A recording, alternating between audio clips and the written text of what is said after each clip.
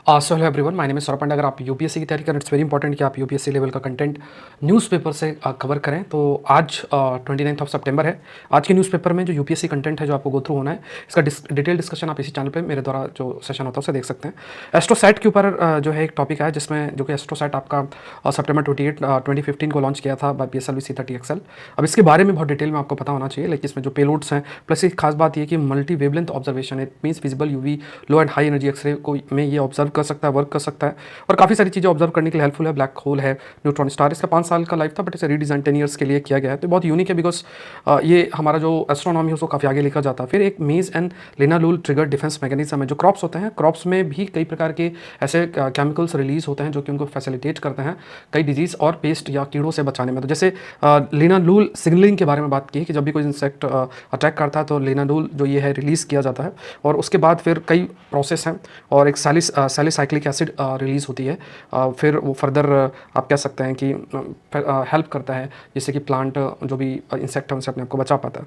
इसके बाद एक टॉपिक आपका मल्टी मैसेंजर एस्ट्रोनॉमी बहुत इंपॉर्टेंट है। एस्ट्रोनॉमी मतलब होता क्या है कि जब आप अर्थ को ऑब्जर्व मतलब अर्थ के माध्यम से या आप यूनिवर्स में जब बहुत सारे सेलेंशियल बॉडीज़, आप ब्लैक होल, न्यूट्रॉन स्टार और दूसरी चीज़ों को ऑब्जर्व करते हैं तो ये जनरली जो लाइट है उस पर बेस्ड होता है, based only on light. But अब क्या है कि अब फर्दर जो मैसेंजर्स हैं उनको यूज़ किया जा रहा है। जैसे आप ऑब्जर्वेशन ग्रेविटेशनल वेव्स, न्यूट्रिनोस और कॉस्मिक रेस के बेसिस पर भी कर रहे हैं।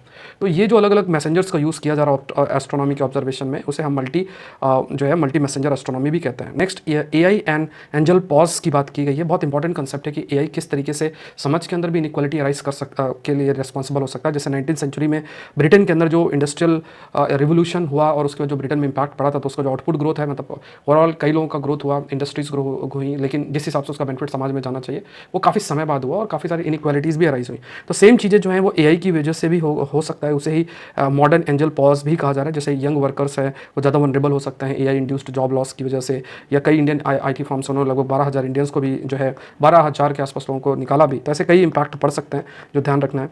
फिर आपका फूड लॉस और वेस्ट की बात की गई है एक आर्टिकल के अंदर, जिसमें क्योंकि 29 सितंबर है जो कि international day of awareness of food loss and waste है। तो काफ़ी ज़्यादा फूड लॉस और वेस्ट है जो कि फूड सिक्योरिटी, एनवायरमेंट, सस्टेनेबिलिटी और क्लाइमेट स्टेबिलिटी को अफेक्ट करता है। तो इसी पर बताया गया कि किस तरीके से even food loss is also responsible for green house gas emission, कैसे ये farmer income, national food availability, इन सबको भी अफेक्ट कर सकता है।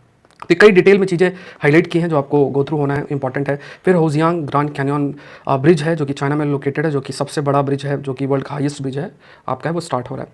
तो ये सारे टॉपिक्स हैं और इसका डिटेल डिस्कशन आप इस चैनल में मेरे द्वारा देख सकते हैं। अगर आप सिविल सर्विस की तैयारी कर रहे हैं अकेडमी से जरूर जुड़ें। अल्टीमेट PDF है इस पूरे सेशन का, वो भी आप Saurabh Pandey academy Telegram channel से डाउनलोड कर सकते हैं। अन अकेडमी में ऑफर के लिए यूज़ द कोड SPLIV